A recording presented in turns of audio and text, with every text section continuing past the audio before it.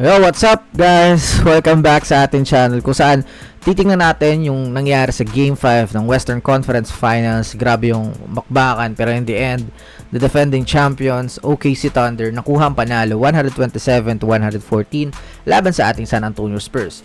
With this, ang OKC ay isang panalo na lang at babalik na naman sila sa NBA Finals. Desidido silang i-defend ang kanilang titulo at kitang-kita yung naging adjustment nila mula sa nakaraang laro. Pero bago natin pag-usapan yung adjustments, let's address the elephant in the room. Sobra talaga, 'di ba? Alam nyo, I usually don't do this, yung tipong sisisihin yung referee sa laro. Kahit pag sa mga liga sa labas, it's a bad habit talaga to begin with dahil it is a bad sportsmanship. Pero parang sumusobra na talaga pag naglalaro itong OKC Thunder. Hindi ba pwedeng magmulta rin yung mga refs sa mga wrong calls na, 'di ba? Laging nasisira yung momentum ng Spurs sa mga tawag. Lalo na nung third quarter kung saan tinawagan pa ng technical foul si Coach Mitch Johnson habang humahabol ang San Antonio. Sobrang momentum killer ng officiating.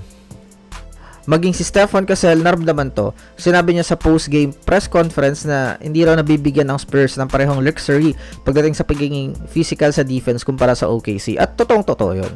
Grabe ang physical defense ni Lu Dort at Alex Caruso. Pero pag ang Spurs na yung dedepensa kay MVP, SGA, isang dikit lang, pito agad. Si Cassell nga, napasubo sa foul trouble at nakuha ang kanyang fourth foul sa third quarter pa lang.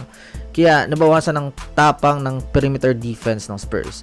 Ang daming free throws na nairegalo sa dulo ng first half na naging dahilan kung bakit nakalayo ang Thunder. Si SGA ay nagpakita pa rin ng MVP numbers. He dropped 32 points and distributed 9 assists para pamunuan ng atake ng Thunder.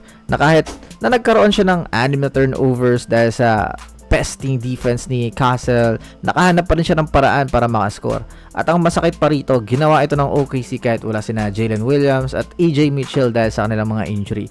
Akala natin makakalamang ang Spurs dahil short-handed sila, pero nag-step up ang kanilang supporting cast para punan ang kakulangan ng mga star players. Isa sa mga naging bida para sa OKC ay si Phil Jared McCain na nakuha ang kanyang kauna-unahang playoff start. And walang kaba, kumana siya ng 20 points kasama ang dalawang important clutch 3-pointers sa fourth quarter para selyohan ang panalo ng Thunder. Dagdag mo pa si Alex Caruso na nag-alab off the bench na may 22 points at 6 assists. At si Chet Holmgren na bumawi mula sa masamang Game 4 sa pamamagitan ng pagdala ng 16 points at 11 rebounds. Sobrang balanse ng scoring ng OKC kung saan halos lahat ng starters ay naka-double figures. Kung titingnan naman natin ang side ng San Antonio, si Stephen Cassell ang nanguna para sa koponan na may 24 points habang si Julian Champagnie ay nagrehistro ng 22 points, kabilang ang mainit na simula sa first quarter kung saan binitbit niya ang opensa ng Spurs. Ang nakakapagtaka at nakakapanghinayang yung laro ay ang ating superstar na si Victor Wembanyama. Bagamat may 20 points at 6 rebounds siya, nalimitahan siya ng Thunder sa napakababang 4 out of 15 shooting mula sa field.